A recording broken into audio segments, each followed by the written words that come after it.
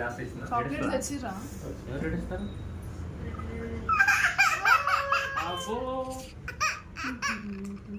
ఏం పర్లేదు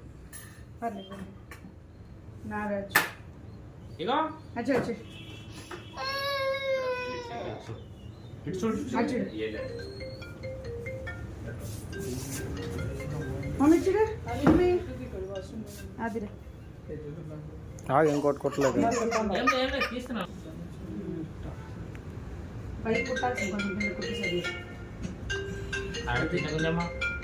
అంతే ఇంకెందుకు ఉంది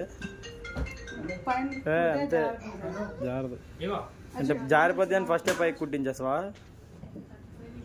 కదలకుండా పట్టుకో